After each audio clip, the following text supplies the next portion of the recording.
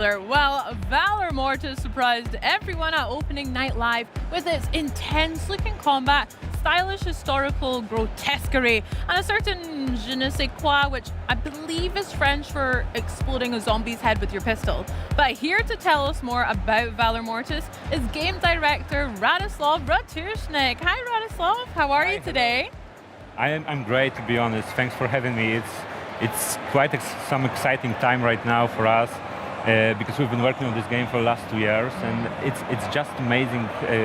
The whole reception of the trailer, of the gameplay also is great, and we are very happy to be here at Gamescom and share the news about our title. I bet it's exciting, and thank you so much for coming to talk to me and nerd about Souls. I'm really excited to dig into it. So you did just reveal the game at opening night live here at Gamescom. You've got playable demos, the booth and things like that. It's a very exciting time. How's that been for you personally and the team?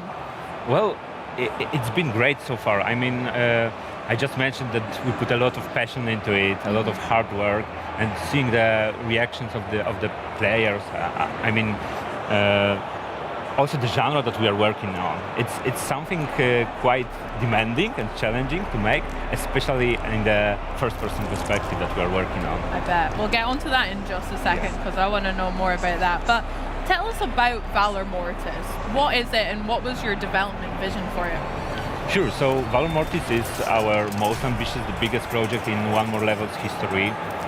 It's a first-person action game, but with a strong, solid Souls-like foundations, but also with some elements of Metroidvania. So you have all the elements that players expect from this genre. So you have stamina-based combat system, checkpoints that are kind of expected also in Souls-likes, but on the other hand you got all stuff connected to the Metroidvania. So you are unlocking some new abilities, you are able to revisit some levels and unlock some new paths, uncover some secrets. And on top of that, there is this Ghost Runner DNA. The pure action excitement is also there. A little bit slower, but it's there. Okay, I'm very excited. I mean, I'm always glad when there is a checkpoint finally in a Souls game, and also in Ghost Runner as well. Hitting a checkpoint is always very clutch and very satisfying. So, coming back to the first-person perspective, naturally, you guys are drawing quite a lot of attention for that decision. Can you tell me a bit about why you went with that? Well, yeah. I mean, we have this experience of creating first-person games. Both Ghost Runners were first-person games. And we thought that why not bring this genre, this Souls-like, to the first person, and how it's changed the whole perception of it. You know, it's a little bit a challenge, of course, because of in Souls-like you need to check the enemies, the animations, the behavior of the enemies. So in the first-person perspective it's a bit tricky, but we have our own way to do it. We have a couple of features that help players understanding their surroundings and also the distance between you and the enemy.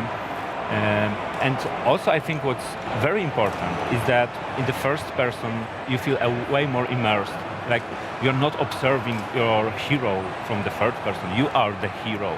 You feel each strike on you, you feel each dodge, when you dodge the bullet by the inches. It's super intense, to be honest. And I think that what kills the genre is the stagnation, and in Valor Mortis we would like to push it forward, to push it for something new, something fresh. Fresh air for Souls-likes. Absolutely. I mean, that makes sense. It does look very brutal. So I'm a little bit excited and also very apprehensive to try and take a bullet to the face, but I'm sure it'll be great. Now, the setting of Valor Mortis kind of reimagines a particularly brutal chapter of history set during the Napoleonic Wars as well. Can you tell us a little bit about why you went with that setting for the time and place? How did you land on that? Sure. So for us, it was, to be honest, we were looking for a setting that is both grounded but also epic at the same time.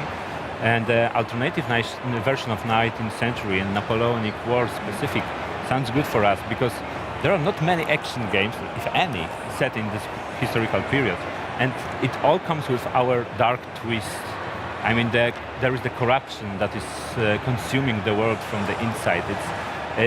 we feel that it was something fresh for both for the genre, but also some historical period that is maybe not unexpected, but for sure for the action game, it's not expected. Yeah. For the gamers, yeah. That makes sense. I mean, you're right. I can't think of any that are set then, so apologies if there are, but I can't think of any right now. But there are games like maybe Lies of P and Clear Obscure we've had recently that are similar to this, but this feels like a really cool era to kind of explore and develop as well.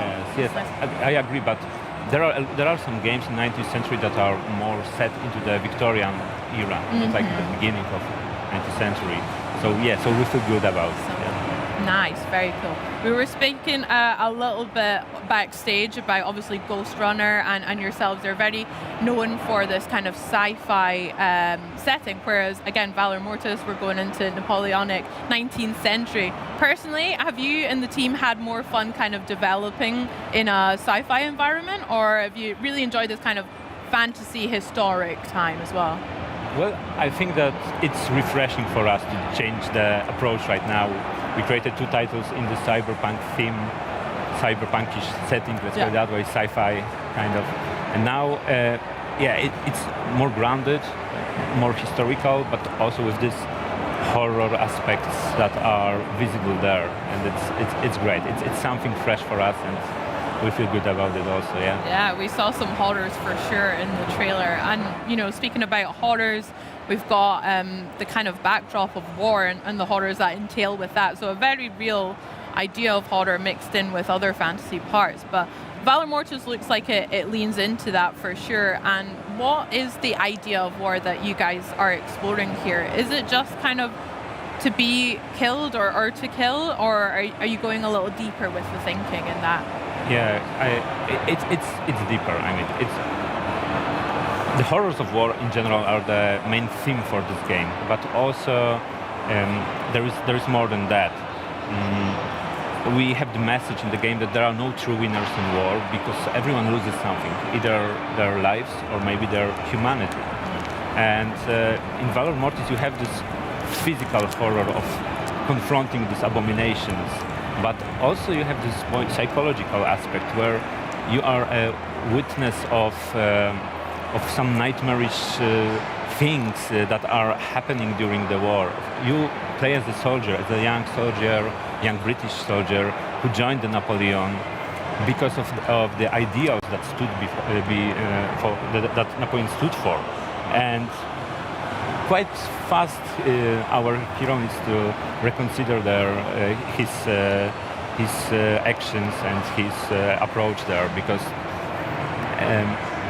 there is this thing that this corruption is also touching our hero and changes him quite a bit, to be honest. Yeah, it looked like it. Let's talk a little bit about that, because we saw some fleshy lumps and maybe some deadly mutants, and I don't think history actually included those in the Napoleonic Wars, but Valor Mortis certainly does. So can you tell us a little bit about the source of these antique abominations?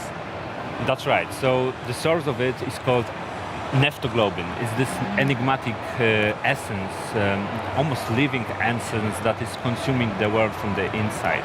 And Napoleonic forces encountered this essence when they were pushing east, basically. So it works like that. When it touches anything, like when it touches the human being, like the soldier, for example, they are turned into some fanatical monsters. The animals can be also turned into some twisted predators, and the ground itself is also diseased somehow. So you are fighting not only against the enemy, you are fighting against this force that is changing the world here. Got you. Within yourself and all around you as well. That's crazy. I mean, in some of the clips we've seen, I noticed that some of your own guys, it seemed, guys in the same uniform, are kind of turning on you as well. So is that kind of a battle that we'll have to deal with as well? Unfortunately, yes. I mean, yes, you are referring to the Eternal Guard. These are the elite soldiers of the Napoleonic forces, and in our demo you also fight against one of these guys, and they are wearing the same colors, they are fighting under the same banner, but when you approach them, they will show no mercy to you. So they are elite soldiers with, they are masters of the saber, so it's like a fencing duel that you have fighting against them. And they are guarding the darkest secrets of the Napoleon, so you are able to gather some precious stuff after beating them. Some good intel in there, nice. I love that little clip. Plenty of room for parries in there, it looks like. I can't wait to try that out. Now, speaking of parries and Souls mechanics, boss fights are obviously so intrinsic with the genre as well. And what has your team's approach been to those, taking them on in Valor Mortis? Well, absolutely, you cannot have a Souls-like without the proper boss fights.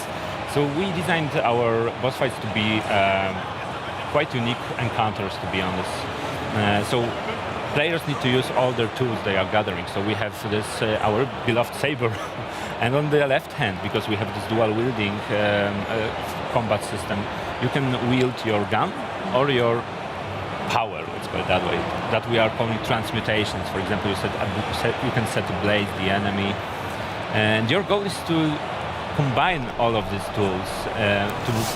It's the key to success, basically. So you have to shoot the weak points, you have to parry the attacks, but it's not like that we are forcing players into only one play style. You can also just, when you are master of saber as well, you can just use your saber and be successful too.